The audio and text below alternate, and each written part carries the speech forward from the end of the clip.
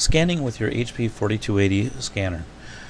If you installed your print driver correctly through the administrator, when you log in as a student, you should have an icon on your desktop here that says the HP Solution Center. As you see, we have the icon sitting right there. So what we're going to do is we're going to double click on the Solution Center, and it's going to come up to the screen. On this screen, we're going to click on Scan Documents. Now, because I've already gone through this, I already have a template already made, so we're going to ignore my template, and this is the format that you normally get as your default. If you look here, it says that it's a color document, TIFF at 300 points per inch. We're going to change those settings. Unless your teacher needs color, we're going to tell it grayscale. Grayscale takes less space and makes a smaller file. Under our advanced document settings, we're going to key in for it to go at 75 dots per inch. 75 dpi might sound fairly low resolution, but when it comes to something that you're just looking at, it looks pretty good. Okay, so we're going to go ahead and leave it at 75 dots per inch and allow the scanner to sharpen the image, giving it a little better contrast. Under the file type, instead of TIFF compression, we're going to tell it to do TIFF compressed. A compressed image takes less space than a non-compressed image. So at that point, we're ready to save the shortcut, and we're going to save it as file, document to TIFF file for school. I'm going to click on save because I already had a shortcut name that way. I'm just going to overwrite it.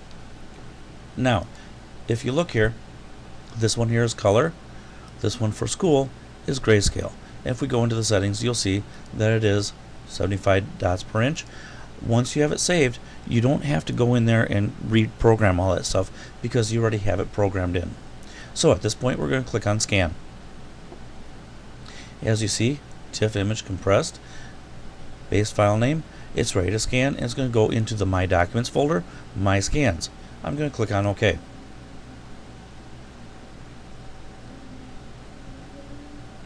Now, but at this point, we should have put page 1 already on the glass. Okay, as you see, there's a document that was sitting on the glass that it's scanning right now. Now, we had told it to come in as black and white. You see that it's coming in color. It always previews the stuff in color, but it's going to switch it back to black and white. And you'll see it down here under the final images. Okay, so there's page 1. Now I'm going to go and I'm going to put page 2 in the scanner and then click on Add Pages. One moment. Okay, so I've inserted page 2 on the glass of the copier, scanner, printer unit, and I'm going to click on Add Pages.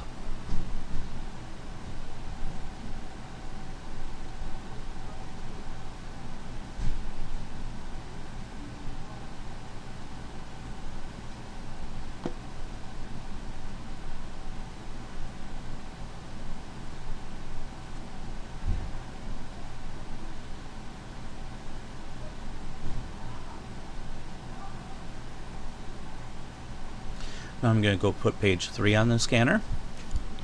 Okay, page 3 is now on the scanner. I'm clicking on Add Page. And as you see, you're getting thumbnails of every page as it scans.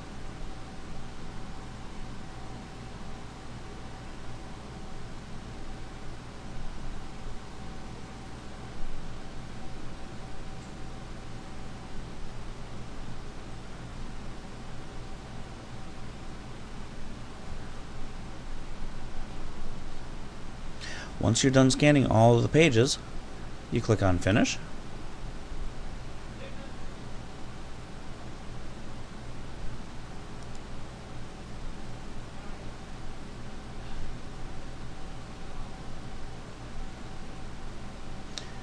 You exit out of the scanning software and go to the My Documents folder. In the My Documents folder, you'll find that there is a folder labeled My Scans with today's date, year and month. And in that year and month, you'll see that there are, of course, I've scanned multiple times. Here's the document that we're going to do. If you go up here and hit your pull down and go down to List, you'll see, correction, if we go down to Details, you'll see when the scans were made with the time and date stamp here. As you can see, I've played with it 3 times. Now, this file is the file that you will send to your instructor. Here's page 1, page 2, page 3. There's 3 pages in this document. So that is the file that you will email to your teacher or to wherever you excuse me, wherever you need to send your sample files for evaluation. That's about it. Thank you and have a good day.